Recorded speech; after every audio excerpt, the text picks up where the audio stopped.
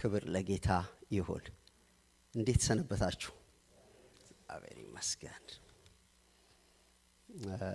ምዕራፍ 1ን ከቁጥር 1 እስከ 5 አነባለሁ። እንዲህም ሆነ መሳፍንት ይፈርዱ በነበረ ጊዜ በአገሩ ላይ ራብ ሆነ። አንድ ሰውም ከሚስቱና ከሁለቱ ልጆቹ ጋር በሞዓብ ምድር ሊቀመጥ ከቤተልሔም ይሁዳ ተነስቶ ሄደ። የሰውየውም ስም አቤሜሌክ፣ የሚስቱም ስም ኑኃሚን፣ የሁለቱም ልጆች ስም መሐሎንና ኬሌዮን ነበረ። የቤተልሔም የይሁዳ የኤፍራታ ሰዎች ነበሩ። ወደ ሞዓብ ምድር መጡ፣ በዚያም ተቀመጡ። የኑኃሚንም ባል አቤሜሌክ ሞተ፣ እሷና ሁለቱ ልጆቿ ቀሩ። እነሱም ከሞዓባውያን ሴቶች ሚስት አገቡ። የአንዲቱ ስም ኦርፋ፣ የሁለተኛይቱም ስም ሩት ነበረ። በዚያም 10 ዓመት ያህል ተቀመጡ። መሐሎንና ኬሌዮንም ሁለቱም ሞቱ። ሴቲቱም ከሁለቱ ልጆቿና ከባሏ ተለይታ ቀረች ይላል። ጌታ እንዲያስተምረን አጭር ጸሎት ከኔ ጋር እናደርጋለን። ክብር ለእግዚአብሔር ይሁን። የእግዚአብሔር ቃል ሕያው ነው። እግዚአብሔርም በቃሉ የሚያስተምርም የሚናገርም አምላክ ነው። ቅዱስ አባታችን ጌታ እግዚአብሔር ስለዚህ የተከበረ የተወደደ ያንተ ጉባኤ እና ያንተ ጊዜ እናመሰግንሃለን። ባንተ ጉባኤ ውስጥ እንድንገኝ የማያልፈውን ቃልህን፣ የሚሰራውን ቃልህን፣ እውነት የሆነውን ቃልህን እንድንማር እድል ስለሰጠህን ተባረክ። እኔም ታናሽ ባሪያህ ይህንን ቃል እንድናገረው ምህረት ስለበዛልኝ አመሰግንሃለሁ። እባክህ አስተምረን፣ እባክህ በቃልህ ተናገረን፣ በቃልህ ዓይኖቻችንን ክፈትልን። እግዚአብሔር ሆይ በቃልህ መንገዳችንን አቅናለን። እባክህ በቃልህ ሕይወታችንን አንጻለን፣ ቀድስልን። ፑማአዶስ ፕሌሬዲያ ቅዱስ መንፈሴን ስፍራ ይሙላው።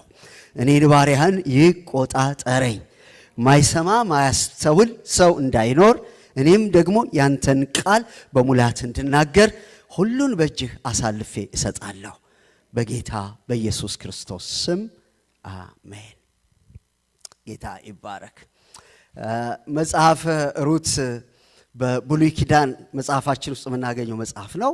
በእህቶች ስም ከተጻፉ 2 መጽሐፎች አንዱ ነው። መጽሐፈ አስቴርና መጽሐፈ ሩት። መጽሐፈ አስቴር አይሁዳዊ ናት። አስቴር በባዕድ ምድር ነው የኖረችው። የአሕዛብ ንጉሥ ያገባች ናት። ሩት ደግሞ አሕዛብ ናት፣ ወደ እስራኤል ምድር የመጣች ናት። አይሁዳዊ ያገባች ናት። የሁለቱም መንገድ የተለያየ ነው። ግን ያው 2 መጽሐፎች እንዳሉ በእህቶች ስም የተጠሩ ያንን ለመናገር ነው። መጽሐፉ የአንድ ቤተሰብን የአንድ እስራኤላውያን ቤተሰብን ታሪክ ነው የሚነግረን። የአንድ የእስራኤላውያን ቤተሰብን ታሪክ ነው የሚነግረን። ያንን የሚነግረን ለምንድን ነው? ሳምፕል ነው። የሶሳይቲው ሳምፕል ተወስዶ ማለት ነው። በዛ ጊዜ የነበረውን የእስራኤላውያንን ሕይወት ሪፕሬዘንት የሚያደርጉ ናቸው፣ የሚገልጡ ናቸው። እና ይሄ መጽሐፍ የቤተሰቡ ብቻ ሳይሆን በዛ ጊዜ እስራኤል ምን አይነት ሕይወት፣ ምን አይነት ኑሮ፣ ምን አይነት ሲቹዌሽን ውስጥ እንደነበሩ ለማየት እንዲረዳ ተጨባጭ የሆነ የአንድ ቤተሰብ ታሪክ ወስዶ ነው የሚነግረን። እና መጽሐፉ ይሄንን ያሳየናል። መጽሐፉ ላይ በጣም የጎላና ትልቅ ጉዳይ የምንለው መቤዠት የሚለው ቃል ነው። መቤዠት፣ ይሄ መቤዠት የተወሰደ ነገርን እንደገና ዋጋ ከፍሎ ማስመለስ ነው። በእስራኤላውያን እግዚአብሔር ለእስራኤላውያን ሕግ ሲሰጥ የመቤዠት ሕግ ሰጥቷል። መሬታቸው የተወሰደባቸው፣ በባርነት የተወሰዱ፣ እንደዚህ ሀብታቸው የተወሰደ ሰዎች እንደገና የሚመለስበት ሪስቶር የሚያረጉበት እግዚአብሔር የተሐድሶ አምላክ አይደል? ተርንባክ የሚሆንበትን ሲስተም ሕግ ሰጥቷል። ያ ሕግ ፕራክቲካሊ በተግባር እንዴት ስራ ላይ እንደሚውል መጽሐፈ ሩት ያሳየናል። መጽሐፍ ሩት ያሳየናል። እና ኑሃሚን ምን ትላለች? ሩትን ምን ትላለች? በኋላም እንመለከተዋለን። ቦዔዝ እርሻ ላይ ነው ዛሬ ቃርሚያ የዋልኩት ስትል እሱማ የሚቤዠን ነው ትላታለች። ክብር ለእግዚአብሔር ይሁን። እንዴት በጣም አስደናቂ ነገር መሰላ። እሱማ የሚቤዠን ነው። ራይት ፕሌስ ላይ ነው ያረፍሽው። በጣም እግዚአብሔር ነው ኮኔክት ያደረገሽ እዛ ጋር የወሰደሽ። ምክንያቱም ሌላ እርሻ ላይ መሄድ ይቻል ስለነበር የሚቤዣቸው እንደገና ስማቸውን፣ ታሪካቸውን፣ ንብረታቸውን ዋጋ ከፍሎ የሚያስመልሰው እርሻ ላይ ነው ሄድሽው ይላታል። እና የመቤዠትን ሕግ እግዚአብሔር በሙሴ በኩል የሰጠውን እንዴት ፕራክቲካሊ እንደሚፈጸም ያሳየን መጽሐፍ።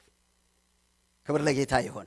ያ ብቻ አይደለም ደግሞ እቺ አህዛብ የሆነችው ሴት ማለት እስራኤላዊ ያልሆነችው ከተስፋ ቃል በጣም የራቀችው ኪዳን የሌላት እስራኤላውያን እንደውም እንደ ውሻ የሚቆጥሯቸው በጣም የሚንቋቸው ውስጥ ይችን ሴትዮ አምጥቶ በጣም የጨለማ ታሪክ በጣም አስቸጋሪ ታሪክ ውስጥ የነበሩት ሰዎች ውስጥ ይችን ሴት አምጥቶ በጌታችንና በመድኃኒታችን በኢየሱስ ክርስቶስ የዘር ግንድ ውስጥ እንድትገባ የንጉሥ ዳዊት ቅድመ አያት እንድትሆን የተደረገበትን የጌታ ኢየሱስ ክርስቶስን ዘር ውስጥ እንዴት እንደገባች የሚያሳይ ነው። እና ምንድነው የሚያሳየው? እግዚአብሔር እስራኤልን ይምረጥ እንጂ በሰፊ ዓላማው ዓለምን ሁሉ የማዳን ዕቅድ እንዳለው እግዚአብሔር የሆነ ኔሽን ብቻ አምላክ ሳይሆን የዓለም ሁሉ አምላክ እንደሆነ ምክንያቱም መጽሐፍ የሚለው እግዚአብሔር ዓለምን እንዲሁ ስለወደደ አንድያ ልጁን እስኪሰጥ ድረስ ዓለሙን እንዲሁ ወዷል እንደሚል እግዚአብሔር እስራኤልን የመረጠው ምስክር እንዲሆን አገልጋይ እንዲሆን እንጂ እዛ ጀምሮ እዛ የሚያበቃ ነገር እንዳልሆነ እኛን ሪፕሬዘንት ታደርጋለች ኢየሱስ ክርስቶስ ውስጥ የመግባት ዕድል እንዳገኘን ማለት ነው። እና መጽሐፉ ይሄን ጉዳይ ይነግረናል። ክብር ለጌታ ይሁን። የመጽሐፉ ታሪክ ምናልባት ከ10 ዓመታት በላይ የወሰደ ነው። ሶስት ምዕራፎች ናቸው። እኔ መጽሐፍ ቅዱስን በጣም አደንቃለሁ። ይሄ ስነ ጽሁፉን እንዴት አድርጎ በጣም በቃ ሐሳቦችን እያካተተ ቁም ነገር ያላቸው ነገሮች እንደሚያስቀምጥ ያው ታውቃላችሁ። ይሄ ለሊትሬቸር ሁሉ እንደሚያጠኑት ምክንያቱም በጣም ስማርት የሆነው በጣም አዋቂ የሆነው መንፈስ ቅዱስ የጻፈው ስለሆነ እና ይሄ የሞኝ መጽሐፍ እንዳይመስላችሁ በጣም ስነ ጽሁፍ እንትኑ በጣም ደብዝ ያለው እና የ10 ዓመት ታሪክ ከዛ በላይ የሆነ ነው። ለ10 ዓመት ኖሩ ሚል ስለምናገኝ እሱ ላይ እንቆማለን። ግን ከዛ በላይ የኖሩትን ታሪክ የሚያሳይ መጽሐፍ ነው። ዛሬ እኔ የምናገረው ምዕራፍ 1 ቁጥር 1 ላይ ግማሹን ሐሳብ ብቻ ነው። ምዕራፍ 1 ቁጥር 1 ላይ ግማሹን ሐሳብ ብቻ ነው መናገር የምፈልገው። እንዲህም ሆነ መሳፍንት ይፈርዱ በነበረ ጊዜ በአገሩ ላይ ራብ ሆነ። እንዲህም ሆነ መሳፍንት በአገሩ ላይ ይፈርዱ በነበረ ጊዜ ራብ ሆነ የሚለውን ይሄንን ነው ማንሳት የምፈልገው። ራብ ሆነ የሚለውን የሚቀጥለው ሳምንት ነው ማንሳት ያለብኝ። ግን እዚችን የቁጥሯን አጋማሽ ብቻ ነው ማነሳው። ይሄ አሁን ያነበብኩላችሁ ቁጥር እንዲህም ሆነ መሳፍንት ይፈርዱ በነበረ ጊዜ በአገሩ ላይ ራብ ሆነ የሚለው ሁለት ነገር ነው የሚያሳየን። በዛ ጊዜ የነበሩት መሪዎች እነማን እንደሆኑ አይደል? መሳፍንት ናቸው። ሊደርሺፑ የመሳፍንት ነው። ሁለተኛው ደግሞ ይሄ ታሪክ በተፈጸመበት ጊዜ በአገሩ ላይ ምን እየሆነ እንደነበረ ይነግረናል። እየሆነ የነበረው የረሃብ ዘመን ነው። ሊደርሺፑ የመሳፍንት ነው። ሁኔታው የነበሩበት ሁኔታ ደግሞ ረሃብ ነው የሚል ነው። ስለዚህ የመሳፍንት ዘመን ከሆነ መጽሐፈ ሩት በመሳፍንት መጽሐፍ ውስጥ የሚካተት ነው ማለት ነው። የመሳፍንት ዘመንን የሚያካትት ነው ማለት ነው። መጽሐፈ መሳፍንትና መጽሐፈ ሩት የአንድ ተመሳሳይ ጊዜ ታሪኮች ናቸው ማለት ነው። ስለዚህ ይሄ የምናነበው መሰረት ነው። አሁን እዚህ የነዚህን ቤተሰብ ታሪክ ስናጠና በምን ሊደርሺፕ ውስጥ ነው በምን ጊዜ ነው ይሄ የተፈጸመው ለሚለው መሰረት ነው የሚያሳየው። ምክንያቱም ይሄ ነው የመሳፍንት ዘመን ነው፣ ረሃብ ነው የሆነው።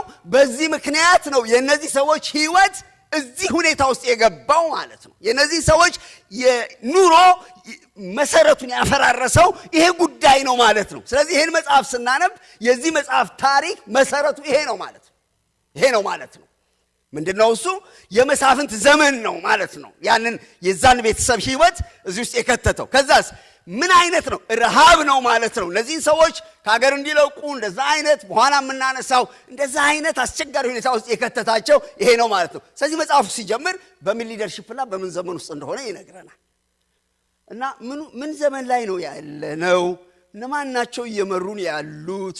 የዘመኑና የሚመሩን ሰዎች ኢምፓክት በእኛ ህይወት ላይ ምን ያመጣል ማለት ያስፈልጋል። ለድጋም ምን ዘመን ላይ ነው ያለነው? በዚህ ዘመን እየመሩን ያሉት እነማን ናቸው? ዘመኑስ ምን አይነት ሁኔታ ነው ያለው ሚለውን ማሰብ ያስፈልጋል። ለምን? እኛ ህይወት ላይ ኢምፓክት ስላለው። ሰሞኑን በጣም ትኩረቴን እየሳበ ያለ አንድ ጉዳይ አለ። ይሄ ኤአይ ነው፣ አርቲፊሻል ኢንቴሊጀንስ። ግልጽ ነው። በጣም እኔ መጽሐፍ ቅዱስ ስለዛ ጉዳይ ምን እንደሚል ማንበብ ፈልጋለሁ፣ ማጥናት ፈልጋለሁ። ግን በጣም ከባድ ነገር እንደሆነ እየታየኝ ነው። ሰዎቹንም እያሰጋቸው ነው። እና አሁን ያለውን ዓለም ኦቨርቴክ ያደርጉታል ተብሎ እየተፈራ ነው ያለው። እንዲጠቅሙ ነው የተሰሩት። ግን ይሄ የማሰብ ካፓሲቲ ሚሞሪ ስለሰጧቸው የተወሰነ ጊዜ ብቻ ነው ልንቆጣጠራቸው ምንችለው። ከዛ በኋላ ግን ራሳቸው እያሰቡ ራሳቸው እየወሰኑ ራሳቸው መቆጣጠርና መራመድ ይጀምራሉ። እየሰማችሁ ነው ያላችሁት? ውሳኔ ማድረግ ይጀምራሉ። ፊድ የምታረጓቸው ብቻ ልክ አሁን የኛ አእምሮ ልጆቻችንን ሐሳብ ስንሰጣቸው ዕውቀት ስንሰጣቸው አእምሮአቸው እየዳበረ ሄዱ በኋላ ላይ ራሳቸው እንደሚወስኑ እነዚህ አርቲፊሻል ኢንተለጀንሶች መረጃዎች ፊድ ይደረጉና ከዛ በኋላ ግን ዲሲሽን ራሳቸው እየሰጡ ይመጣሉ ማለት ነው። እና ተነስተህ እወስናለሁ ብትል አትችልም ማለት ነው። እና በገዛ እጃችን እግዚአብሔር የሰጠንን ምድሪቷን ግዟት የሚለውን ስልጣን ለማሽን እያስረከብን ያለንበት የማሽን ዘመን ነው። ደህና ናችሁ? እኛ እኮ በጣም ሴፍ ነን። በመንፈስ እንሞላለን፣ ሐሴት እናደርጋለን፣ ተስፋ አለን። ብዙ አይደለም ጫናው የሚመስለን። ግን በጣም ልብ ማለት ያለባችሁ ነገር ያለንበት ዘመን ምንድነው የሚለውን ማሰብና ያ ዘመን እኛ ህይወት ላይ የሚያመጣውን ኢምፓክት ከዛ በላይ በሆነው በእኛ ባደረው በሥላሴ ሶስተኛው አካል በመንፈስ ቅዱስ ኃይል ልንቆጣጠረውና ህይወታችን ልንጠብቅ ያስፈልገናል እንጂ ዝም ብለን መተኛት የለብንም።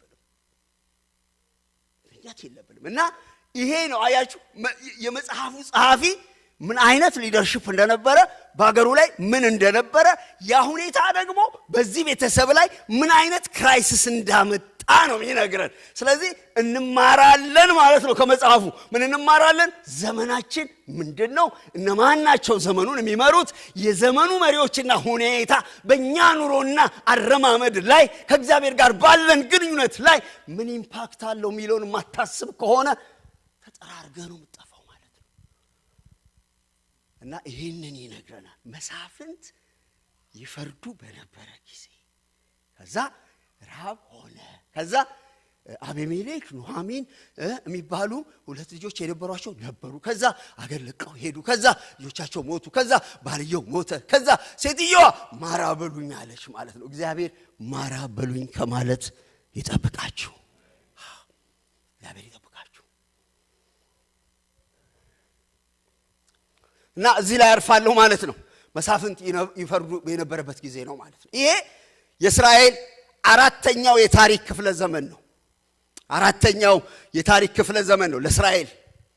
የእስራኤል ታሪክ የሚጀምረው ግብጽ ባርነት ነው። በእርግጥ በአብርሃም ነው የሚጀምረው፣ በያዕቆብ ነው የሚጀምረው። ግን ደንበኛው ነገራቸው በግብጽ አገዛዝ ስር የነበሩበት የባርነት ዘመን ከባድ ዘመን ነው። ከዛ ሁለተኛው የእስራኤል ያገዛዝ ዘመን የሙሴ ዘመን ነው። ሙሴ ከግብጽ ባርነት እነሱን ነፃ ያወጣበት በምድረ በዳ እነሱን የመራበት እሱ ሁለተኛው የእስራኤል በጣም አስገራሚው ታሪክ ነው። ከዛ ሶስተኛው ታሪክ በኢያሱ ሊደርሺፕ ስር የነበሩበት ነው። በግብጽ በባዕዳን በባርነት ስር የነበሩበት ታሪክ። ከዛ የሙሴ መሪነት ውስጥ የነበሩበት ሙሴ በእግዚአብሔር ስልጣን ከ400 ዓመት የባርነት ቀንበር እነሱን ነፃ ያወጣበትና ባህር ተከፍሎ በምድረ በዳ ከአለት ውሃ እየፈለቀ መና እየወረደ እግዚአብሔር ደግሞ ደመና ጥላ እየሆነ ሌሊት ደግሞ የእሳት ብርሃን አምድ እየሆነ እነሱን የመራበት የሙሴ ዘመን። ከዛ ደግሞ ሙሴ ወደ እግዚአብሔር ከተጠቀለለ በኋላ ሙሴን በተካው በኢያሱ የነበረው አመራር የኢያሱ አመራር ርስት የወረሱበት ዘመን ነው። ተዋግተው ርስቱን የወረሱበት ዘመን ሲሆን አራተኛው የእስራኤላውያን ታሪክ የመሳፍንት ዘመን ነው የሚሆነው። ይሄ አራተኛው ነው። በኋላ ላይ ስትሄዱ የነገስታት ታሪክ አለ፣ የመከፈል ታሪክ አለ፣ የመማረክ ታሪክ አለ፣ ከምርኮ የመመለስ ታሪክ አለ። እስከ 8 ድረስ ይሄዳል። ሜጀር የሆኑ ማለት ነው። እና የእስራኤል የባርነት ዘመን ዘጸአት 1 እስከ 12 ታገኙታላችሁ። የእስራኤል ነፃ መውጣትና መጓዝ የሙሴ ዘመን ከዘጸአት እስከ ዘዳግም በተለይ የዘኍልቍ መጽሐፍ እሱን ይነግረናል። የእስራኤል የውጊያና ከነዓንን የመውረስ የኢያሱ ዘመን መጽሐፉ ኢያሱ ይነግረናል። ይሄ አራተኛው ዘመን የመሳፍንት ዘመን ነው። 400 ዓመት የፈጀ ነው። 400 ዓመት የፈጀ ነው። ቅድም እንዳልኳችሁ እደነቃለሁ። የ400 ዓመት ታሪክ በ21 ምዕራፍ በደንብ ፍሬ ሐሳቡንና ታሪኩን የታሪኩን ኮንቴንት በጣም በደንብ ይዞ የተቀመጠበት መጽሐፍ ነው። እግዚአብሔርን በጣም እናመሰግናለን ስለዚህ መጽሐፍ። በዚህ መጽሐፍ ፕራውድ እናደርጋለን። ካስፈለገ በዓለም ጥበብ በስነ ጽሑፍ ኳሊቲው ስታንዳርዱ በጣም ፕራውድ እናደርጋለን። ደግሞ መለኮታዊ ቃል ስለሆነ የሚሰራ ቃል ስለሆነ እውነት ስለሆነ የነጠረ ስለሆነ ሕያው ስለሆነ ሕይወታችን የለወጠ ስለሆነ እግዚአብሔር ለኛ ብርሃን የሰጠበት ስለሆነ በዚህ መጽሐፍ ፕራውድ እናደርጋለን። ይሄ መጽሐፍ ክብራችን ነው። በጣም አናፍርም። በዚህ መጽሐፍ እናወራዋለን፣ እንናገረዋለን፣ እንኖረዋለን፣ እናጠናዋለን። ሕይወታችን በዚህ መጽሐፍ እንመራለን።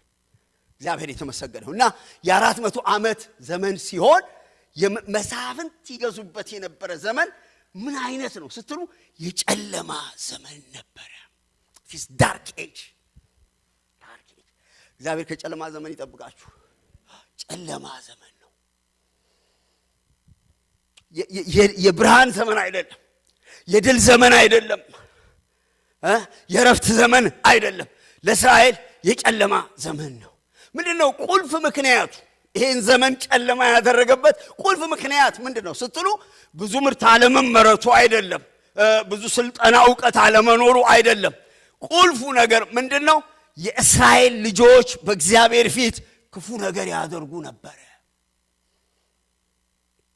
ምዕራፍ 2 ቁጥር 11፣ ምዕራፍ 3 ቁጥር 7፣ ምዕራፍ 3 ቁጥር 12፣ ምዕራፍ 4 ቁጥር 1፣ ምዕራፍ 6 ቁጥር 1 ደግመዋል። ምዕራፍ 2 ቁጥር 11፣ ምዕራፍ 3 ቁጥር 7፣ ምዕራፍ 3 ቁጥር 12፣ ምዕራፍ 4 ቁጥር 1፣ ምዕራፍ 6 ቁጥር 1 የእስራኤል ልጆች በእግዚአብሔር ፊት ክፉ ነገር አደረጉ የሚለው 7 ጊዜ እየተደጋገመ ተጠቅሷል።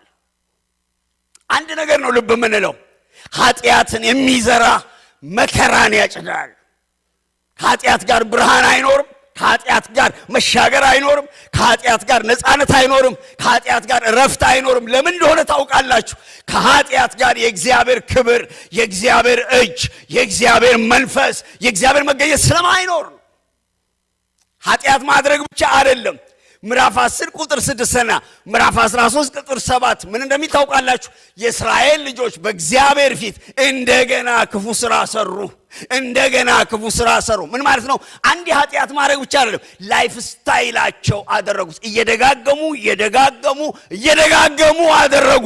የዘላለም አምላክ እግዚአብሔር ከተደጋገመ የኃጢአት ቀንበር ሰዎችን ዛሬ ነፃ ያውጣቸው። እንዲህ አይነት ቀንበር ይሰበር፣ አልላቀቅ ያለ የሚደጋገም ነገር መሰበር አለበት። በጣም አደገኛ ነገር ነው። አንዴ መውደቅ እግዚአብሔር በምህረት ያያል። ግን በህይወታችን ውስጥ ተከታታይ የሆኑ የኃጢአት ልምምዶች እግዚአብሔር ይሰብረዋል። አሜን በሉ ወገኖች። ዲተርማይን እናድርግ። የእግዚአብሔር ጸጋ አለ፣ እግዚአብሔር ኃይል አለ፣ የኢየሱስ ደም አለ፣ መንፈስ ቅዱስ አለ። ይሄን ቀንበር ይሰብረዋል። እና ይሄ ላይፍ ስታይል ክፉ ያደርጉ ነበር፣ እንደገና አረጉ። ሰርኪዩቱ በቃ እንደዛ ነው። ይወጣሉ፣ ኃጢአት ያደርጋሉ፣ እግዚአብሔር በባርነት ይቀጣቸዋል፣ ንስሐ ይገባሉ፣ እንደገና ይመለሳሉ። እንደዛ ነው 400 ዓመት እንደዚህ አይነት የዙረት የውድቀት ዓመት ዘመን ስለነበር ጨለማ አደረገው። ብርሃን ትፈልጋላችሁ? ክሌም በማድረግ አይመጣም። ብርሃን የምትፈልጉ ከሆነ በጽድቅ መኖር ያስፈልገናል። አሜን በሉኝ። ያስ እኔ አንድ ነገር ልምከራችሁ። እውነትን ዝም ብላችሁ ተቀበሉ። ከእውነት ጋር ጸጋ አለ፣ መንፈስ አለ። እውነት ሁሉ ጊዜ ሳይተናነቀን ልክ ነው በሉ። ልክ ነው ስትሉ አብሮ የሚመጣ ነገር አለ። ግን አንዳንድ ሰዎች ምንም ያደረጉት እነሱ ማይችሉት ከሆነ ያንን እውነት ይጋፋሉ። ስለዚህ ህይወታቸው ስለውጥ አይኖርም። እውነቱ እውነት ነው፣ እንውጠዋለን። ከእውነቱ ጋር የእግዚአብሔር ኃይል አለ፣ የእግዚአብሔር ጸጋ አለ፣ ህይወታችን ይለወጣል። እና የጨለማው ምክንያት በእግዚአብሔር ፊት ክፉ የማድረግ ነው። ክፉ የማድረግ ነው። እግዚአብሔር ከክፉ ይጠብቃችሁ። ይሄ ክፉ ዘመን ነው፣ ክፉ ትውልድ ነው። ከዚህ ዓለም ክፉ ተግባር ነው ያዳነን ጌታ። እና ኢዮብ ምን ይላል? ከክፋት የራቀ አሜን በሉ ባካችሁ። ክፋት አካባቢም የለም፣ ኢዮብ የለም፣ እዛ ሰፈር የለም፣ የለም እዛ ሰፈር ኢዮብ የለም። ከክፋት የራቀ በጣም ዲስታንስ ነው፣ አይታሰብም። ኢዮብ ጋር እንኳን ገብቶ ማጨማለቅ እንኳን እዛ ሰፈር መሄድ አይታሰብም። የራቀ ነው ኢዮብ። እና ይሄ ልምምድ ጨለማ አመጣ። የዚህ የጨለማው ምክንያት ኃጢአት ሲሆን መሰረታዊ ምክንያት ግን ጨለማው እንዲበረታና ጨለማው እንዲገለጥ ያደረገው ይሄ ክፋት ሶስት ችግሮች እንደነበሩ ይናገራል። በጣም የእስራኤልን በዛ ጊዜ የነበረውን የእስራኤልን ሕይወት የኃጢአት እንዲሆን ያደረጉ እና ከዛ ጋር ጨለማ እንዲሆን ያደረጉ ሶስት ትልልቅ ምክንያቶች መጽሐፈ መሳፍንት ላይ አሉ። እነሱን ነው አስታውሻችሁ መጨረስ የምፈልገው። አንደኛው የትክክለኛ መሪ እጦት፣ የትክክለኛ መሪ እጦት፣ የሊደርሺፕ ችግር፣ የሊደርሺፕ ክራይሲስ። እናንተን እንደ ትልቅ ጉባኤ ስለምቆጥር ነው ይሄን የምናገረው። ይሄንን ለጉባኤ የሚነገር አይደለም፣ ጉባኤ ላይ የሚወራ አይደለም። እናንተ የከበራችሁ ትልቅ ሰዎች ስለሆናችሁ ነው የምናገረው። የሊደርሺፕ ክራይሲስ። ሁለተኛው የጄኔሬሽን ውድቀት፣ እግዚአብሔርን የማያውቅ ጄኔሬሽን መነሳት፣ የትውልድ ውድቀት። ሶስተኛው የጽድቅ መለኪያ መውደቅ ክራይሲስ። የሊደርሺፕ ውድቀት፣ የትውልድ ውድቀት፣ እግዚአብሔርን የማያውቅ ትውልድ መነሳት፣ የጽድቅ መለኪያ ስታንዳርድ የመለኪያ ውድቀት፣ የስታንዳርድ መውደቅ፣ የስታንዳርድ አለመኖር። እነዚህ ሶስቱ በጣም ቤዚክ የሆኑ ችግሮች ነበሩ። የመጀመሪያው የመሪ እጦት። እግዚአብሔር አምላክ ለሀገር በተለይ ለሀገር ለቤተ ክርስቲያንና ለቤተሰብ መሪ ሰጥቷል። እግዚአብሔር የኦርደር አምላክ ነው። እግዚአብሔር የሥርዓት አምላክ ነው። አሜን በሉ ወገኖቼ። እግዚአብሔር የኦርደር አምላክ ነው። ይሄ እግዚአብሔር የሰላም አምላክ ነው እንጂ የሁከት አምላክ አይደለም የሚለው ምን ያን ጊዜ እግዚአብሔር የኦርደር አምላክ ነው እንጂ የዲስኦርደር አምላክ አይደለም። ህይወታችሁስ ዲስኦርደር ካለ that is not from God። በጣም ጥንቃቄ ማድረግ። ትዳራችሁስ ዲስኦርደር ሲኖር፣ ቸርቹስ ዲስኦርደር ሲኖር፣ ሚኒስትሪያችሁስ ዲስኦርደር ሲኖር፣ ኦርደር ይገባችኋል። ሰላም ያለው ጤናማ አካሄድ ሲጠፋ ያ ከእግዚአብሔር አይደለም። እግዚአብሔር በሚገዛው ህይወት ውስጥ፣ እግዚአብሔር በሚገዛው አገልግሎት ውስጥ፣ እግዚአብሔር በሚገዛውና በሚመራው ቤተሰብ ውስጥ ሰላም አለ፣ ሁከት የለም፣ ኦርደር አለ፣ ኦርደር አለ። እና እግዚአብሔር መሪዎችን ሶስት ቦታ ላይ የጠቀስኩ በተለይ መንግስት ላይ፣ እግዚአብሔር ቤተሰብ ላይ፣ ቤተክርስቲያን ላይ ሊደርስ አስቀምጧል። እነዚህ ኢንስቲትዩሽኖች እግዚአብሔር የመሰረታቸው ተቋሞች ናቸው። እግዚአብሔር የሰውን ልጅ ለመጠበቅ ለመምራት፣ ሰላም እንዲኖር፣ ጽድቅ እንዲኖር እግዚአብሔር የሚጠቀምባቸው ኢንስቲትዩሽኖች ናቸው። ለነዚህ መጸለይ ማሰብ ያስፈልጋል። እና መሪ ችግር ነበረ። ምንድነው የሆነው? ሙሴ ሊሞት ሲል ምንድነው ያለው? ወደ እኔ ትሰበሰባለህ ሲለው ለሙሴ በጣም የከበደው ነገር እንዴት እሰበሰባለሁ ከነዓንን ሳላይ አላለም። ሰልፍለስ መሪ ነው። በጣም ሙሴ ሰልፍለስ ሊደር ነው። እና ምን ያለ ነው? ከዚህ በፊትም እስራኤልን ከምታጠፋ እኔን ከሕይወት መጽሐፍ ደምስስ ያለ መሪ ነው። የመሪ ስታንዳርድ ይከብደኛል። እኔ መሪ የመሆን ስታንዳርድ በጣም ይከብደኛል እና ሰልፍለስ መሪ ነው። እዚህም ደግሞ ኮምፕሌን አላረገም። ከነዓንን ሳያይ ትቀራለህ መባል በጣም አልከበደው። ለሱ የከበደው ጌታ ሆይ ሕዝብ እረኛ እንደሌለው መንጋ እንዳይሆን በፊቱ የሚወጣና የሚገባ እረኛ ስጠው ብሎ ጮኸ። እግዚአብሔር መሪ ከእግዚአብሔር ዘንድ ነው የሚመጣው። አሜን ትላላችሁ ወገኖች? እግዚአብሔር ነው የሚሰጠው መሪ የሚሰጠው እግዚአብሔር ነው እና እግዚአብሔር ኢያሱን ሰጠው። በነዌ ልጅ በኢያሱ ላይ እጅን ጫንበት አለው። መንፈስ ያደረበት ነበር። ደግሞ መሪ የሚሆኑ ሰዎች ያስታውቃሉ። ኢያሱ የት ነበር? ኢያሱ እዛ ሻይ ቤት አልነበረም፣ ቡና ቤት አልነበረም። ኢያሱ በጣም ጊዜውን ስፔንድ የሚያደርገው እግዚአብሔር ቤት አካባቢ ነው። እኔ እግዚአብሔር ቤት በጣም ዱብ የሚሉ ሰዎች አይኔ ነው የምጥልባቸው። የሆነ ጉዳይ አለ ማለት ነው እና እዛ የቆየ ሰው ነው። እሱን ቀባው እና ሙሴ ነፃ አወጣቸው። ኢያሱ ተዋግቶ አወረሳቸው። እኔ በጣም ደስ የሚለኝ ነገር የኛ ሙሴ የኛ አውራሽ የናዝሬቱ ኢየሱስ ነው። የእምነታችን ጀማሪና ፈጻሚ ኢየሱስ ነው። የኛ ጀማሪ ሙሴ ጀመረ፣ ቀረ። ከዛ ኢያሱ ቀጠለ፣ ለማውረስ ሞከረ። የኔና የናንተ ሙሴና ኢየሱስ ከሙታን የተነሳው በአብ ቀኝ ያለው የናዝሬቱ ኢየሱስ ነው። ደግሞዋለሁ፣ የዕብራውያን ጸሐፊ እንደሚለው የእምነታችን ጀማሪ እኛ አይደለንም። የእምነታችን ጀማሪ ፓስተር ፍጹም አይደለም፣ ፓስተር ወርቀው አይደለም፣ ሰዎች አይደሉም። የእምነታችን ጀማሪ የናዝሬቱ ኢየሱስ ነው። የሚጨርሰው እሱ ነው። ሃሌሉያ! በደንብ አሜን በሉ ወገኖቼ። ኮምፕሊት የሚያደርገው እሱ ነው። በሱ ላይ ባለን እምነት ነው እና ኢያሱን ተካው እና የኢያሱ ዘመን የውጊያ ዘመን ነበር። በውጊያ ጉልበቱ አለቀ። ግን ሲጨርስ መሪ አልተካም።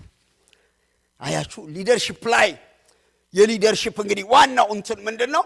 በጣም ሰክሰስፉል ስንሆን ብዙ ተከታይ አይደለም ሊደርሺፕ የሚለካው፣ በሰክሰሰርስ ነው፣ በተተኪዎች ነው የሊደርሺፕ ሰክሰስ የሚለካው።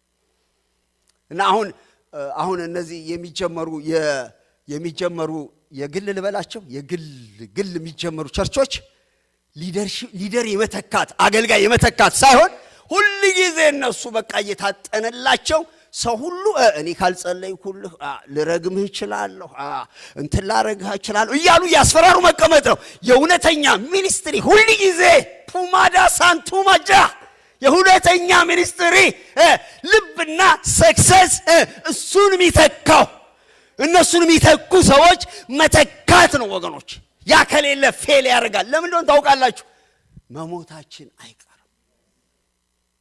ሰዎች ለምን መሞታችንን እንደምንዘነጋ ግራ ይገባኛል። እየታመምን እንኳን እንደው ሞት ሊመጣ ይችላል። አልሞትም አትበሉ፣ ጊዜው ሲደርስ እንሞታለን። አይደለም እንዴ ወገኖች? ስለዚህ ስለምን ሞት እኛ እኮ ኢየሱስ የምንለው የማይሞት ሊቀ ካህን ስላለን ነው። ግን በሊደርሺፕ ህይወት ውስጥ እንደምንሞት እንደምንደክም ማሰብ መቻል አለብን እና ሳይተካ ሄደ። ኋይ ዊዶኑ አንዳንድ ጊዜ የመሪ አበሳው ብዙ ነው እና እሱ ራሱን ሲያዞሩት ጦርነት ስለሆነ ጧተን ውስጥ ውጊያ ስለሆነ ያንን ለማሰብ አልቻለም። ወንድሜ በጣም አንደርስታንድ አደርገዋለሁ፣ በጣም ይገባኛል። ግን ማድረግ ነበረበት። ኤኒዌይስ ማድረግ አልነበረበት እና ሳያውቀው እድሜው አልቆ አገኘ። ያደረገው ነገር ምንድነው? ቁሙና ቃል ኪዳን ግቡ አላቸው።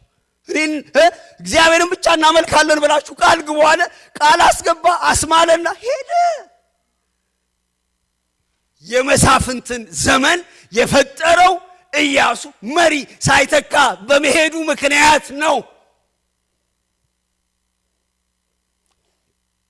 እና ሰዎች ይተኩልን። እኔና ፓስተውቁ ፈቃደኞች ነን። እኔ እንደውም አሁን ራሱ ማይኩን አንድ ፓስተር ከማይኩ ጋር ተቀበራሉ።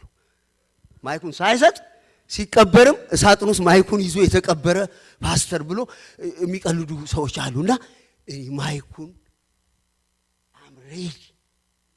እግዚአብሔር ይሄን ቢያሳየኝ ባሪያህን በሰላም አሰናብት ነው የምለው።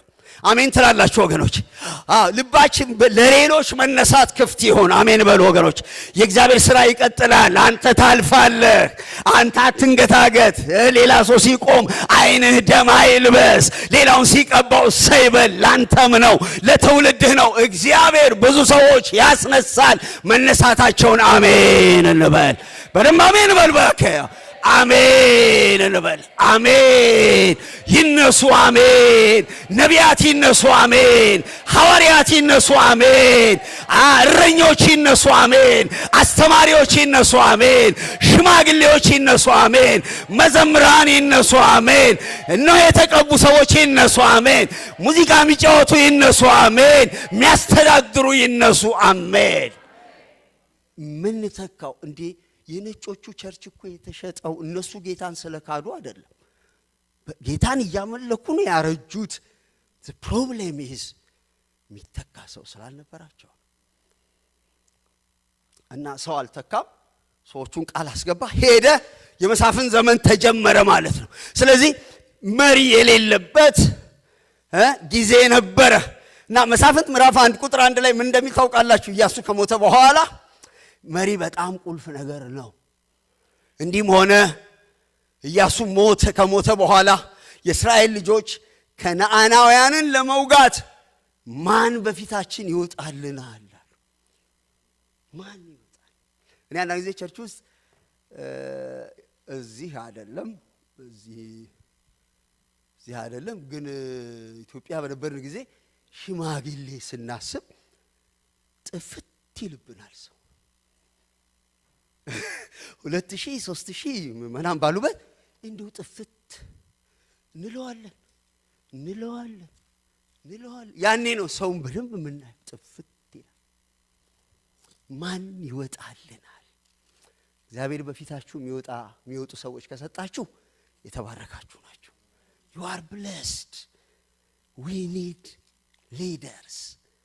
ሊደሮችን ማክበር ያስፈልጋል።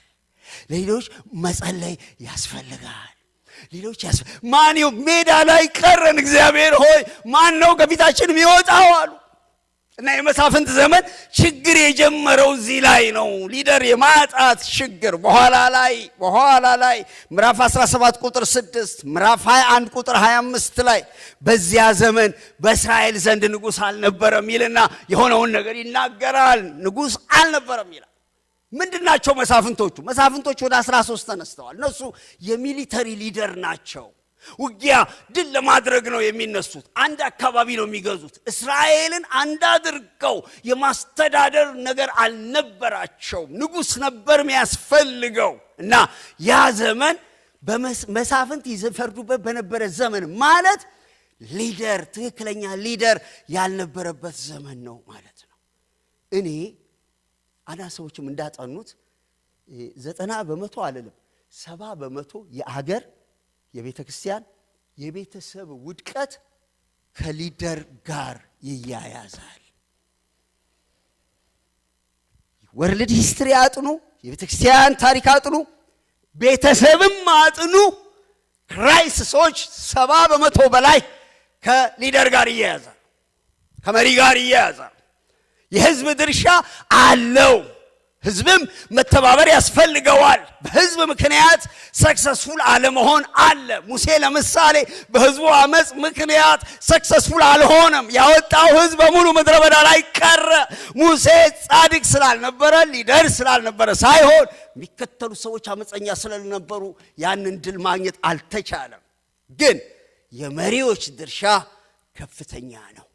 በቤተ ክርስቲያን፣ በሀገር፣ በቤተሰብ ላይ ከመሪ ጋር ተያይዞ ሁለት ችግሮች አሉ። አንደኛ ትክክለኛ መሪ ማጣት፣ ራይት ሊደርስ አለመኖር።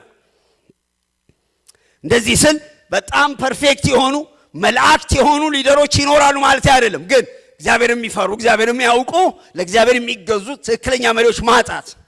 ሁለተኛው ለመሪዎች አለመታዘዝ፣ ለመሪዎች ሰሚት አለማድረግ፣ ሰሚሽን ሲጠፋ። ሰሚሽን በነገራችን ላይ የበታቸኝነት መገለጫ ሳይሆን ለራስ ጥቅም ሲባል ህይወትን በትክክል ለመምራት ሲባል ምን ሄድበት መንገድ ነው። ቀይ መብራት ሲበራ ሰሚት አድርገን ምን ቆመው ህይወቴን አስቤ ነው። ብሄድ እጋጫለሁ ሞታለሁ ብዬ ነው። ፕሊዝ እኛ ኢትዮጵያውያን ሰሚሽን መልመድ አለብን። ቀስ ብላችሁ ማንም ሳይሰማችሁ አሜን በሉ። እንደዛ ረጎራው ብቻ አያዋጣም። እና በቤተሰብ ውስጥም ሊደርሺፕ አለ። በጣም ከኛ ጋር ለማዋሃድ ቤታችን ውስጥ ሊደርሺፕ አለ። የቤት ራስ ወንድ ነው። ወንዶች ቤታችሁን የመምራት ለቤታችሁ ትክክለኛ ሊደር የመሆን ኃላፊነት አለባችሁ። የቤቱ ካህን ናችሁ። የቤቱ የኑሮ የቤተሰቡ የመውጣት የመግባት ኃላፊነት በባሎች ላይ ተቀምጧል። የባሎች ትክክለኛ መሪ አለመሆን አምባገነን፣ አንዳንዶች አምባገነን ናቸው፣ ባላምባራስ ናቸው። ሳህን ማጠብ ይከብዳቸዋል። መብላት ብቻ ነው፣ ማዘዝ ነው፣ ፍሩኝ ነው፣ ተንቀጥቀጡ ነው። የአምባገነንነት መንፈስ ይሄ ከኢትዮጵያ የመጣ ነው። ደግሞ አንዳንድ የቤተሰብ ራሶች ደግሞ ኬርለስ ናቸው። ቤቱ የት እንዳለ የት እንደሚገባ ልጆች የት እንደዋሉ ምን እንደተማሩ ነገ ምን እንደሚበላ አያውቁም። ቀንበሩን ሁሉ ሚስቶቻቸው ላይ ጭነው ሚስቶቻቸውን ያጎበጡ ኬርለስ ባሎች አሉ። መስተካከል ያስፈልገናል። የቤተሰብ ሊደርሺፕ በጣም ዋና ሊደርሺፕ ነው። ሰርቫንት ሊደርሺፕ፣ ሎሌ ሊደርሺፕ፣ አገልጋይ ሊደርሺፕ፣ እየጸለየ ቤቱን የሚመራ የቤተሰብ መሪ ባል ያስፈልገናል። ወንዶች ሴቶቹን ባሉበት ብናገርም ምንታማውን ነገር ልንገራችሁ። የኛ ሊደርሺፕ ቤተሰቡን አላረካም። በጣም ያዝናሉ። በደንብ አናስብም፣ በጥልቀት አናስብም። መንፈሳዊ የቤታችንን መንፈሳዊ ነገር አንመራም፣ አንቆጣጠርም። እንደውም መንፈሳዊውን ነገር አንዳንድ ጊዜ ሴቶቹ ናቸው ወስደው በጣም እባክህ ቸርች እንሂድ፣ እባክህ እንጸልይ። ኧረ እንዴት ነው የምትለመነው? የቤቱ ካህንና መሪ አንተ አይደለህም ወይ? እና ብዙ ጴንጤ ባሎች የፈዘዙ የደነዘዙ ኬርለስ የሆኑ ኃላፊነት የማይወስዱ ናቸው። ይሄ በቤታችሁ ውስጥ የመሳፍንትን ዘመን የጨለማን ዘመን ያመጣል። በኋላ ብታለቅሱ አታርሙትም። ምክንያቱም ይህን የምናገረው እናንተ የሀገር መሪዎች አይደላችሁምና ነው። እዚህ ያለ ነው የቤተክርስቲያን መሪዎችና የቤተሰብ መሪዎች ስለሆንን ነው። እና ምን አይነት ሪስፖንሲቢሊቲ ነው የወሰድ ነው። እና ይሄ የቤት መሪነት በጣም በአግባቡ ካልሄደ በስተቀር በጽድቅ ካልተመራ በስተቀር በአግባብ ካልተመራ በስተቀር ቤተሰቦች አደጋ ላይ ይወድቃሉ። ሁለተኛው ግን ከዛ ጋር አያይዜ ሚስቶች እባካችሁ አሁን ራስ መቀየር አትችሉም። ሌላ ራስ ማምጣት አትችሉም። ምናልባት ፈዛዛ ደንዛዛ ከሆነባችሁ መጀመሪያ ነበር መርጣችሁ መግባት ያለባችሁ። አሁን ግን ኦልሬዲ ራሱ እናንተ ላይ ተተክሏልና ፕሊስ የዚህን ሀገር ፌሚኒስት ስፒሪት የተሰበረ ይሆን።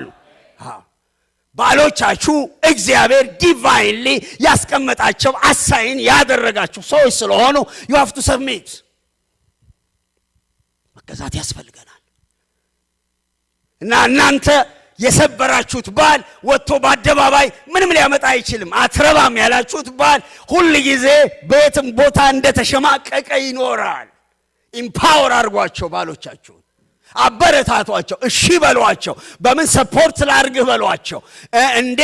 እንዴት ልርዳህ በሏቸው። ኮምፕሊት አድርጓቸው። ሲለወጥ ታያላችሁ። ቀስ ብዬ ሚስጥር ልንገራችሁ። ወንዶች መከበር ይፈልጋሉ። ፉድና ክብር ይፈልጋሉ። ሆድና ክብር ከጎደለ ጥፉ ነው የሚላቸው። በቃ ማክዶናል ምናምን ነው በቃ የሚውሉት ማለት ነው። እና ይሄ ዲቫይን ኦርደር በቤተሰብ ውስጥ መጠበቅ አለበት። እኛ በጎ ያልሆነ የፈረንጅ ባህል አንቀዳም፣ የተረገመ ያበሻ ባህል አንቀዳም። ሕይወታችንን የሚመራ የጠራ የነጠረ ዲቫይን ኦርደር ያለው ቤተሰብን አመራር የሚያሳይ የእግዚአብሔር ቃል አለ። ማይመቻችሁ ነገር ሊኖር ይችላል፣ ግን ታዘዙ፣ ብሌሲንጉ አብሮ ይመጣል። አዎ። እና ሚስቶችም በቃ እንዴ እኔ እኮ ይሄ ሶሻል ወርከር ጋር ደውልብሃለሁ አስወጣሃለሁ፣ እሱ ልታስወጪው ትችያለሽ፣ ግን እግዚአብሔር አንቺን ደግሞ ምን እንደሚያደርግሽ አታውቂ። እና ፕሊዝ እኛ በሀገሩ ስፒሪት አንኖርም፣ እግዚአብሔርን በመፍራት መንፈስ እንኖራለን። ወንዶች ሊደርሺፕ ውሰዱ። ሊደርሺፕ ማለት በቃ እንደ ወንበር ላይ እግር መስቀል አይደለም፣ ቱ ሰርቭ፣ ለማገልገል፣ ለመመገብ፣ ለመንከባከብ መንፈሳዊ ህይወታቸውን፣ ጤናቸውን። ሚስቶች ደግሞ አበባ ናቸው። ፊሊት እየነፋባት እንዴት ትለመልማለች? አበባ ውሃ ስታጠጣው ነው፣ በርቺ ስትላት ነው የምትበረታው የምትለመልመው። እና ራስ መሆን መታዘዝ የሊደርሺፕ ክራይሲስ ነበር። በመሳፍንት ዘመን ጨለማ ያደረገው የሊደርሺፕ ክራይሲስ ነው። ያ ደግሞ እንትኑን አበላሽቶታል። ስለማታቋር ለምነግራችሁ አንዳንዴ እውነት በውስጣችን ውስጥ ይደበቃል። እሱን ለመግለጽ ነው። ሁለተኛው ምክንያት የጄኔሬሽን ውድቀት ያልኩት ነው። እሱን ቶሎ ልሄድበት። ምን ይላል? ምዕራፍ 2 ቁጥር 10 ላይ በጣም ነው የሚገርመው። ምን እንደነበሩ ዋና ቁልፍ የሆኑ ፕሮብሌሞች ምን እንደነበሩ መጽሐፈ መሳፍንት ይነግረናል። ምዕራፍ 2 ቁጥር 10 ላይ ምን ይላል? ትውልድ ሁሉ ደግሞ ወደ አባቶቻቸው ተከማቹ። አይደል? አያችሁ፣ ትውልድ ይከማቻል። አሁን እኔ ቁልቁለት ላይ ነው ያለሁት፣ ወደ ክምችት ነው የቀረብኩት። የክምችት ድምፅ ነው ደህና የሚሰማኝ ከዚህኛው ይልቅ እዛ በደስታ የተሰበሰቡት መንፈሶች ድምፅ ነው በጣም የሚሰማኝ ማለት ነው። እንከማቻለን። አሜን በሉ። አትፍሩ። ከቫንኮቨር ይሻላል እዛ። እንከማቻለን። አሜን በሉ ወገኖች። አዎ እንከማቻለን። የእድሜያችን ቁጥር ሳይሞላ እንድንሄድ አንፈልግም እንጂ እንከማቻለን። እኔን አሁን ብትጠይቁኝ የቀረ ስራ ካለ፣ ምናልባት የልጆች ነገር ካለ፣ በቤተ ክርስቲያን የቀረኝ ነገር ካለ እንጂ መብላቱንም በልቼዋለሁ፣ መልበሱንም ለብሼዋለሁ፣ መኖሩንም ይኸው ካናዳ መጥቻለሁ። የቀረ ነገር የለም። አንድ አባት እንዳሉት ያልተበላ ዕቁብ የለንም የምንጠብቀው እዚህ። ፑማራባቱ ማጃ ሰማይ ተስፋችን ነው። ወደ ጌታ መሄድ ደስታችን ነው። እልል እያልን ነው ምን ሄደው፣ ሐሴት እያደረግን ነው ምን ሄደው። ሞት ድል ስለተነሳ አንፈራም፣ መሸጋገሪያችን ነው። ተከማቹ ወገኖች፣ እንከማቻለን። ዜን ከዛ በኋላ እግዚአብሔር ለእስራኤል ያደረገውን ስራውን ያላወቀ ሌላ ትውልድ፣ እግዚአብሔርን ለእስራኤልም ያደረገውን ስራ ያላወቀ ሌላ ትውልድ ተነሳ። ሁለት ሐሳብ ነው። ራሱን እግዚአብሔርን የማያውቅ፣ እግዚአብሔር ደግሞ ለእስራኤል ባለውለታ እንደሆነ ለእስራኤል ያደረገውን ያላወቀ ሌላ ትውልድ ተነሳ። እግዚአብሔርን አለማወቅ ባለምን ማለት ነው? ታላቅነቱ፣ ብቸኛ አምላክነቱ፣ ስልጣኑ፣ የተቀደሰ ባህሪውን፣ ሌላ አምላክ እንደሌለ እሱን የማያውቅና ለእስራኤል እንደዚህ እንዳልነበረ፣ ባሪያ እንደነበረ፣ ጡብ ተሸካሚ እንደነበረ፣ እየተገረፈ ይኖር እንደነበረ፣ በጮኸና ድረስልኝ ባለ ጊዜ የርኅራኄ አምላክ ሰማያትን ሰንጥቆ ወርዶ እንዳዳነው፣ በምድረ በዳ እንዳበላው፣ ባህር እንደከፈለለት፣ ያልደከመበትን ምድር እንደሰጠው በእስራኤል ላይ ያለውን ውለታ ያላወቀ ሌላ ትውልድ ተነሳ። እግዚአብሔር አምላክ ነው ብቻ ማለት ባለ ውለታችን ነው። እኔ ለልጆቼ የምነግራቸው ብዙ ውለታ አለ። ደህና ኮት የለበስኩት፣ እንጀራ የበላሁት፣ ሰው የሆንኩት፣ ህይወቴ መስመር የያዘው፣ ከአጋንንት እስራት የተፈታሁት፣ ማይረባ ሰፈር ውስጥ ቆሻሻ ሆኜ ከመኖር ያዳነኝ እግዚአብሔር ነው። ዛሬ እንደሚያዩኝ አይደለም። ዛሬ እንደሚያዩኝ አይደለሁም። እኔ ማንም እዚህ ግባ ማይለኝ ነኝ። እግዚአብሔር ባለውለታዬ ነው። ለኔ ባለውለታዬ ነው። አገር በሙሉ የለም ቢል አለ እላለሁ። ከአጋንንት እስራት እንዴት እንደፈታኝ፣ ደም ከሚያስተፋ መንፈስ ከ3000 አጋንንቶች ግማሽ ብርጌድ ማለት ነው። በዛ ጊዜ 6000 ሰራዊት ያለው አንድ ብርጌድ ነው እና ከዛ ነው የፈታኝ። ላብድ ልጠፋ ልሞት ስል ነው የተፋኝ። ህይወቴን የቀየረ። ጓደኞቼ የሉም፣ ጎስቋላ ናቸው፣ ሞተዋል። ግን ለብዙ ሕዝብ ያደረገኝ የዘላለም አምላክ እግዚአብሔር ነው። ታሪኬ እግዚአብሔር ነው። እግዚአብሔር ባለውለታዬ ነው። እግዚአብሔር ያንተ ባለውለታ ነው። ያንቺ ባለውለታ ነው። ያንን አወራለሁ።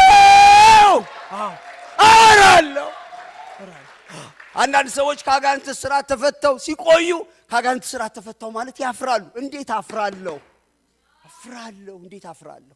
ከዚህ ነው ከድህነት ነው የወጣሁት። እንዴ ያንዳንዶቻችን እኮ እግራችን ሁሉ ይመሰክራል አይደል? አሁን ጫማ የሸፈነው ባዶ እግራችንን የሚሄድ ምልክቶች እኮ አሉ።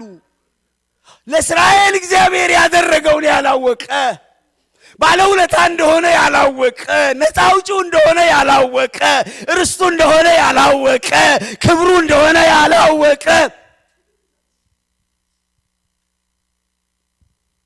የጄኔሬሽን ክራይሲስ።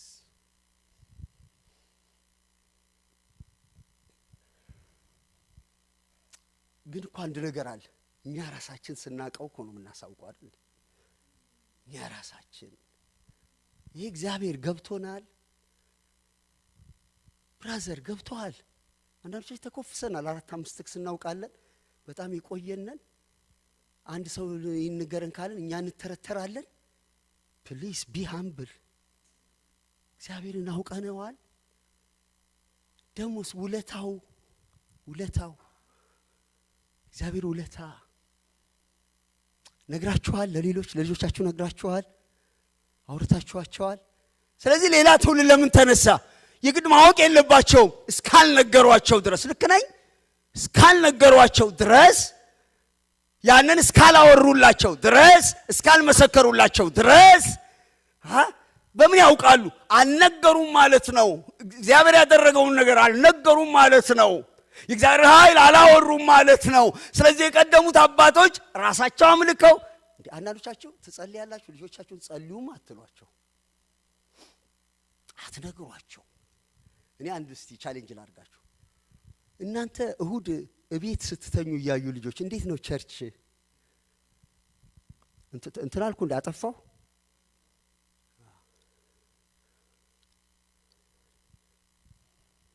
እናንተ ሳትጸልዩ ስትወጡ እያዩ፣ ሳትጸልዩ አልጋ ላይ ስትወጡ እያዩ እንዴት ነው የሚጸልዩ ልጆች የሚወለዱት? እንዴት ነው እናንተ ቤት የእግዚአብሔር ነገር የተከበረ ሆኖ ሳያዩ፣ ስታከብሩ ሳያዩ እንዴት ነው እነሱ ሊያከብሩ የሚችሉት? ይሄ እኮ ምን ማለት መሰላችሁ? ሲጋራ የሚያጨስ ዶክተር ልጁን አታጭስ እንደማለት እኮ ነው። አይደለም እንዴ? ጭስ እያጠጣው እንዳያጨስ መፈልግ እና ብዙዎቻችሁ ልጆቻችሁ መልአክ እንዲሆኑ ትፈልጋላችሁ፣ ግን ምንም ኢምፓክት የላችሁም እነሱ ላይ ያለው እናንተን ሲያስቡ ጌታን አያዩትምና ተጠያቂዎች እኛ እንሆናለን። ስንጣላ ነው የሚያዩን፣ ትዳራችን ስንጨቃጨቅ ነው፣ ስንናናቅ ነው የሚያዩን። የጌታን ነገር ስናደርግ ብዙ ጊዜ አያዩንም። ካላዩን በቃ አፍጥጠው የሚወጡት እነሱ ናቸው። ያልዘራውን ከየት ትለቅመዋለህ? እና እግዚአብሔርን ያላወቀ ትውልድ እንዳይነሳ እና በታሪክ ውስጥ ተጠያቂዎች እንዳንሆን መጠንቀቅ ያስፈልገናል። ይሄ አሴ ቸርችም ነው። በቸርች ውስጥ ስንከባበር ማያዩን ከሆነ፣ ስንዘረጣጠጥ፣ ስንሰዳደብ፣ ስንጠላላ፣ የጎሪት ስንተያይ ደግሞ ልጆች ደግሞ መገለጥ አላቸው። ባልና ሚስት እንኳን ቁጭ ውዴ እንትን ማሬ ምናምን እያሉ ግን ማሬ እንደማይል ያውቃሉ ልጆቹ።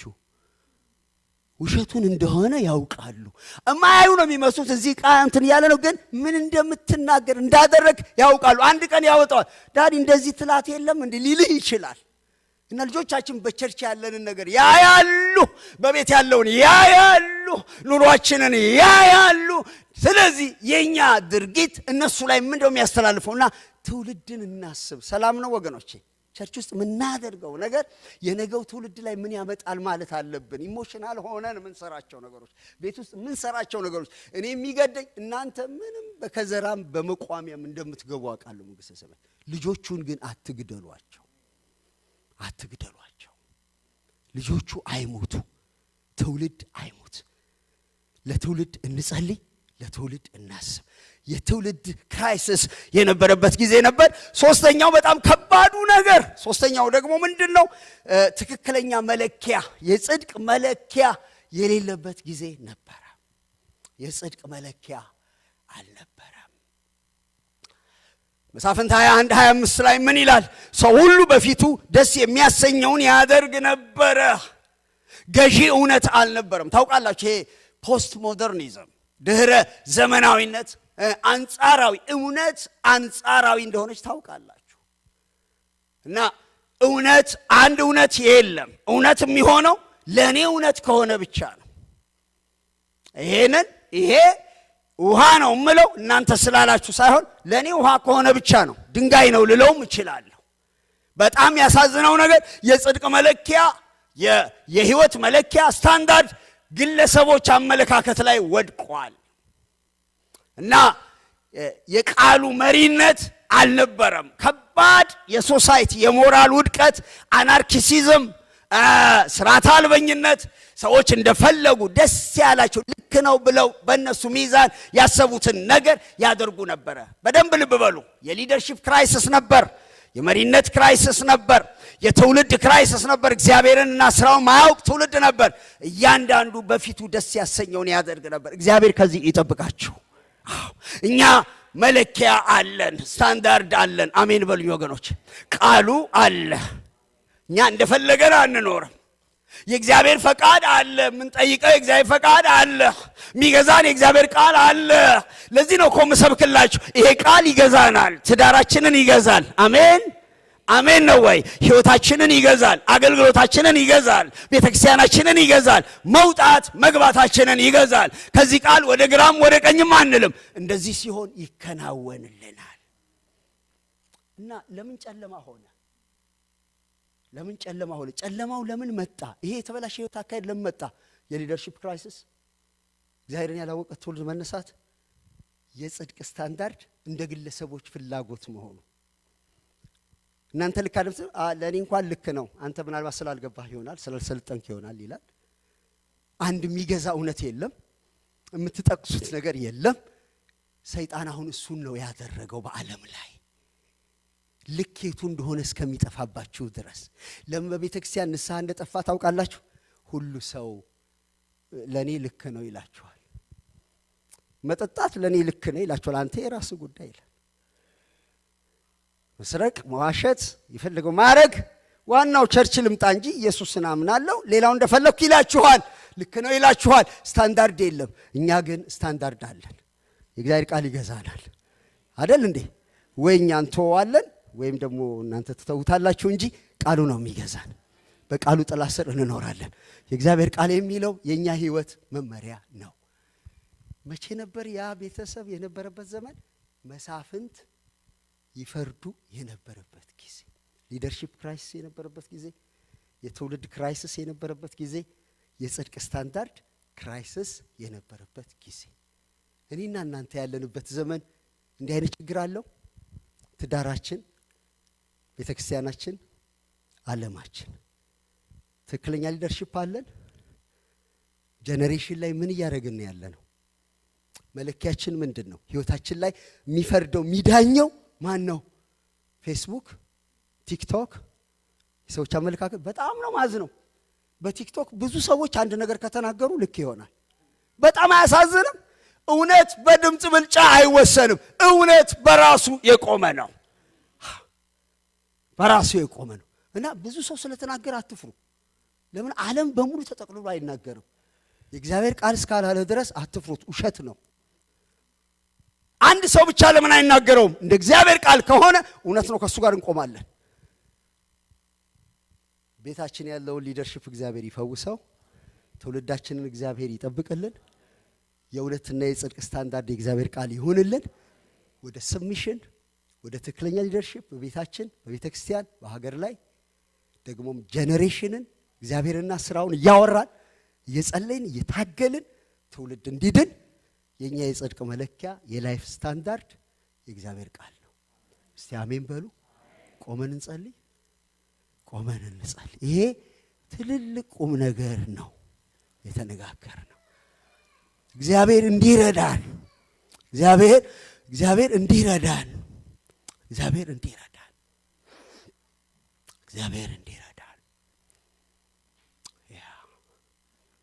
እንደው ትንሽ ደቂቃ ውሰዱ። የጌታ ምራት ስላለ ተናረጋለሁ።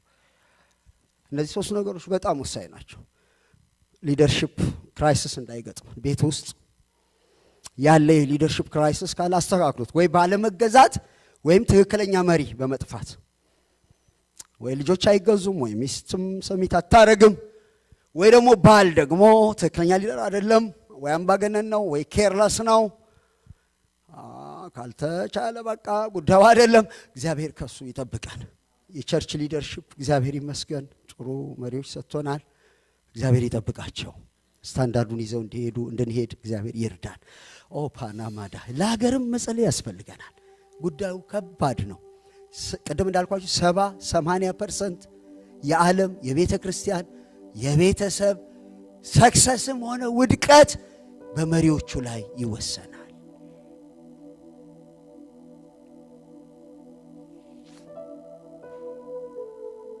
ይህን ዘመን እግዚአብሔር ይዞን ይውጣ። እናስተውል ወገኖች፣ ዘመኑን ሁሉ እናስተውል።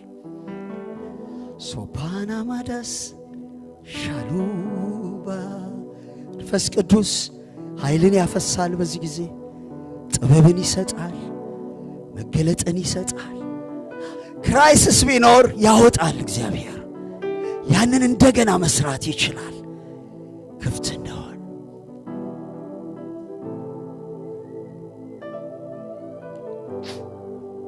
አሉባዳስ ፕሌሬዲያ አሉባራባታስ ፕሌሬዲያ ሻሉባራባቱስ ፕሌሬዲያ አኖማዱስ ፕሌሬዲያ ራባዳስ ፕሌሬዲያ ኡማጆንቱ ማራባዳስ ሂላላላላ ቡማጃንቱ ማራባዳስ ፕላሉባጃንቱ ማራባዳስ ኤሌሬዲያ ዱማጃ ራፓናማዱ ባራባዳስ ፕሎሮዲያ። እግዚአብሔር ይመክራል። እግዚአብሔር መንገድ ያሳያል። እግዚአብሔር ዓይን ይከፍታል። እግዚአብሔር ያሳስባል። ቸልተኛ ሕዝብ እንዳንሆን እግዚአብሔር የሚናገረንን ነገር ፍሬ ሐሳብ እየያዝን እንጸልይ። ከሕይወታችን ጋር እናዋህድ። አዱማጃንቱ ማራባዳስ ሂላላላላላቡ ማጃንቱ ማራባዳስ ኢዲያዱ ባጃድ ኖሞሮዶስ ፕሌሬዲቲያዱ ማጃንቱ ማራባዳስ ሂላላላላላላላቡ ማራቡ ማጃንቱ ማራባዳስ ኢዲያዱ ማጃንታናናማዳስ ኢዲያዱ ማጃንቱ ማራባዳስ ኢላላላላላላቡ ማጃንቲያኑ ማዶሴ ፕሌሬዲያ። ጸጋ አለ፣ የእግዚአብሔር እጅ አለ፣ የእግዚአብሔር መንፈስ አለ፣ የሚረዳ መንፈስ አለ። ግን እናስተውል። ጠንካሮች፣ ብርቶች፣ አስተዋዮች እንሆን ወገኖች። ሻሎ አንሁን። ጠለቅ ብለን እናስብ። የሊደርሺፕ ጉዳይ ወሳኝ ነው። ራቦ ማጃትኑ ማራባዳስ ቤታችንን በትክክል እንምራ።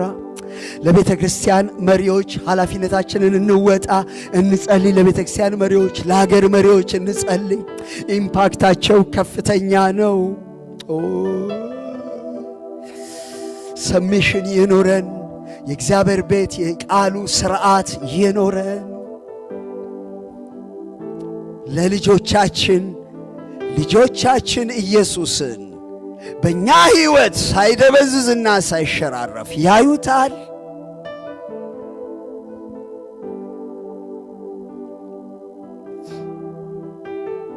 መንፈሳዊ ነገር በሕይወታችን ውስጥ የእግዚአብሔር ቃል፣ ጸሎት፣ የእግዚአብሔር ቤተ ክርስቲያን፣ የእግዚአብሔር መንፈስ ነገር፣ የጽድቅ ሕይወት በቤታችን ውስጥ ትልቅ ቦታ ተሰጥቶት ልጆቻችን ያንን ያያሉ። እንደ ቤተ ክርስቲያንስ አገልጋዮችና ምእመናን የምንመላለሰው መመላለስ ሪሊ ለልጆቻችን ይሄን ኢየሱስን እንከተለዋለን የሚያስብል ነው ወይስ እድሜያቸው ከፍ ሲል 18 ዓመት ሲሞላቸው ፈርጥጠው የሚወጡበት የሚጠሉት ቤት ነው እያደረግን ያለነው ወይስ ልጆቻችን የሚወዱት ኢየሱስን የሚያዩበት ቤት እያደረግን ያለ? ጥሩ ነው። በቤተ ክርስቲያናችን እግዚአብሔር የተባረከ ይሁን። ግን የበለጠ መጠንቀቅ ያስፈልገናል።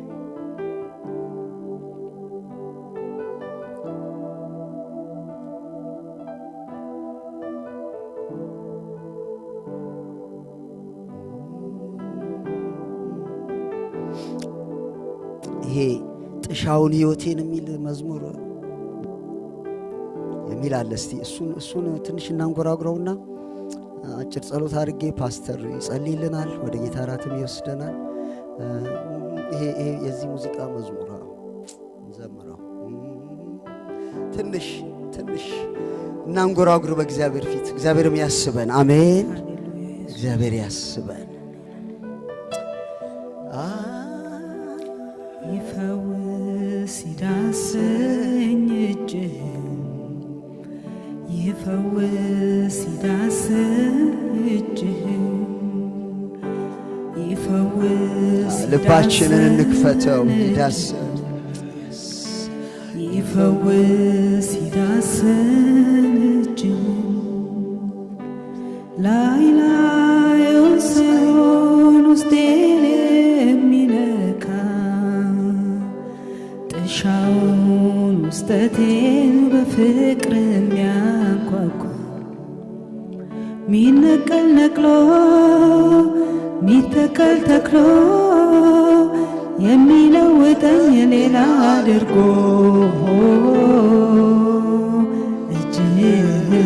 ጨለማ እንዳይመጣ ነው። አያችሁ፣ የጨለማ ዘመን እንዳይመጣ የኔ ወዳጅ እጅህ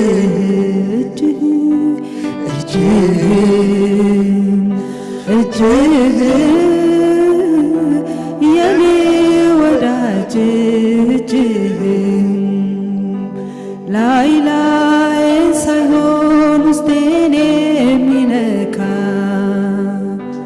ጥሻውን ውስጠቴን በፍቅር የሚያንኳኳ ሚነቀል ነቅሎ ሚተከል ተክሎ የሚለውጠኝ ሌላ አድርጎ እጅህ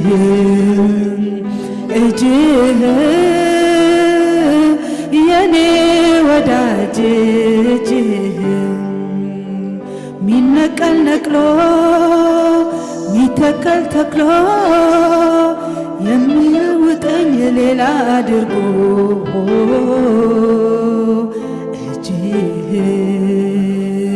እጅህ የኔ ወዳጅ እጅህ ይፈውስ ይዳሰኝ እጅህ ይፈውስ ይዳሰኝ እጅህ ይፈውስ ይዳሰኝ እጅህ ይፈውስ ይዳሰኝ እጅህ ላይ ላይ ሳይሆን ውስጤን የሚነካ ጥሻውን ውስጠቴን በፍቅር የሚያንኳኳ ሚነቀል ነቅሎ ሚተከል ተክሎ የሚለውጠኝ ሌላ አድርጎ እጅህ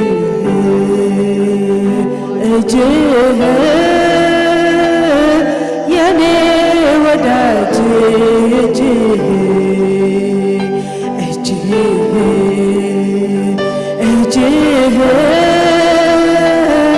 የኔ ወዳጅ እጅህ ሚነቀል ነቅሎ ሚተከል ተክሎ የሚለውጠኝ ሌላ አድርጎ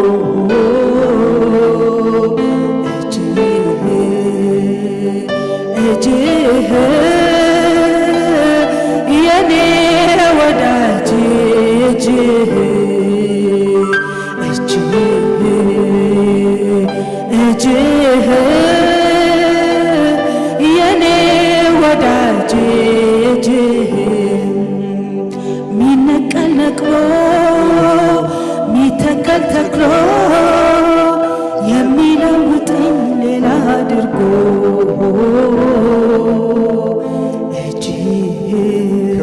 ኢየሱስ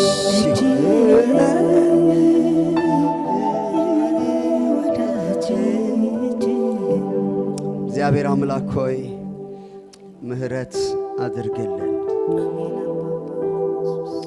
በሊደርሺፕ ክራይሲስ ላይ ምህረት አድርግልን። በቤተ ክርስቲያን የሊደርሺፕ ክራይሲስ ላይ ምህረት አድርግልን። በቤተሰብ ባለ የሊደርሺፕ የአመራር የራስነት ክራይሲስ ላይ ምህረት አድርግልን። ሰሚሽን ስለጠፋ ምህረት አድርግልን። ወገኖች አክሽን እንድትወስዱ አሳስባቸዋለሁ። ቤት ውስጥ ባልና ሚስቶች፣ እምቢ የምትሉ ሚስቶች ባሎቻችሁን እሺ በሉ፣ አክብሯቸው፣ ይቅርታ ጠይቋቸው።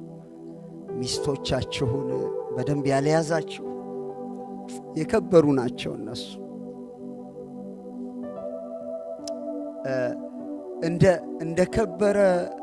እንደከበረ ብርጭቆ ናቸው። ሊሰበሩ ይችላሉ።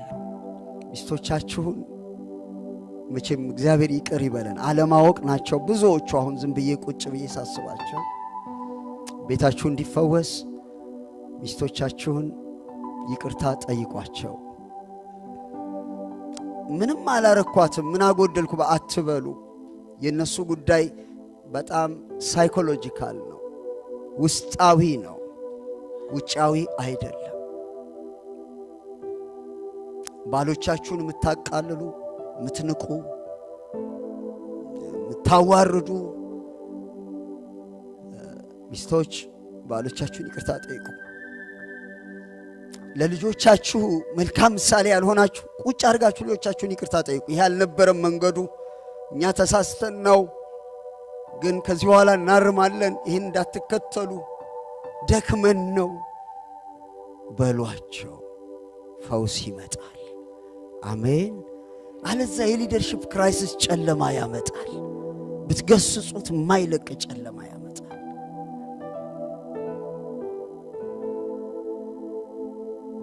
በቤተ ክርስቲያንም መሪዎች እንዲመሩ ህዝቡም በፈቃዳቸው ነፍሳቸውን ፈቃዳቸውን ሰጥተው አብረው እንዲሄዱ ማድረግ ያስፈልገናል። ሌላ ትውልድ አለ። እኛ አንተውም ጌታን፣ ግን ትውልድ እንዳንገድል እንጠንቀቅ። እኔና ፓስተር ወርቁ መጠንቀቅ አለብን፣ እንጠነቀቃለን። ሽማግሌዎች እንጠንቀቅ። እናንተ ወንድሞችና እህቶች ተጠንቀቁ። አንዳችን የአንዳችንን ጉድለት እየሞላን ትውልድ በዚህ ቤተ ክርስቲያን ውስጥ እንደገና ተነስቶ እኛ ስንከማች እግዚአብሔርና ስራውን አውቆ የሚያወራ የሚያመልክ የሚመሰክር ትውልድ እንዲነሳ መደላደሉን ሰርተን እንድንሄድ እግዚአብሔር ይርዳን። ከተጎዳን እኛ ተጎድተን ታግሰን እየተመካከርን እየጸለይ ዚስ ኢዝ በጣም ኪ ነው። ሶስተኛ የእግዚአብሔር ቃል ስታንዳርድ እንዳይወድቅ። አንዳንዴ ሊያም ይችላል፣ ግን መጣል የለብንም። በእግዚአብሔር ጸጋ ይህንን ቃል መለኪያው የእያንዳንዳችን አስተያየት እንዳይሆን፣ ስንፈልግ ይሄንን ሳንፈልግ ያንን የምናደርግ ሳንሆን በእግዚአብሔር ቃል ስርዓት የምንኖር ትዳራችን፣ ህይወታችን፣ ኑሯችን እንደዚህ ተብሎ ስለተጻፈ እያልን የምንኖር እንድንሆን ቃሉን እንዳንጥል የእግዚአብሔርን ቃል ይዘን እንድንኖር በሱ እንድንኖር እግዚአብሔር ይርዳን። በእነዚህ ነገሮች ጌታ ሆይ በሰራነው በደል ይቅር በለን። እኔን ይቅር በለኝ፣ እኔን ማረኝ። እግዚአብሔር ሆይ ልጆቼን ሚስቴን በበደልኩበት፣ ቅዱሳንን በበደልኩበት ይቅር በለኝ። እግዚአብሔር ሆይ ሕዝብህን ይቅር በል፣ ባሎችን ይቅር በል፣ ሚስቶችን ይቅር በል፣ ልጆችን ይቅር በል፣ የቤተ ክርስቲያን መሪዎችን አገልጋዮችን ይቅር በል፣ ምእመናንን ይቅር በል። ጨለማ አንፈልግም፣ የጨለማ ዘመን አንፈልግም። ታሆይ ጨለማውን መሸከም አንችልም። አንተ ብርሃን ነህ። ብርሃን የሆንከውን ጌታ ይዘን በጨለማ መሄድ አንፈልግምና አካሄዳችንን አቅናል። እንደዚህ ቃል ከሊደርሺፕ ክራይሲስ አድነን። አንተን ከማያውቅ ትውልድ ከመፍጠር አድነን። እግዚአብሔር ሆይ የጽድቅን መለኪያ ከመጣልና በፊታችን ደስ ያሰኘንንና እኛ ልክ ነው ብለን በእኛው መመሪያ ራሳችንን መለኪያ አድር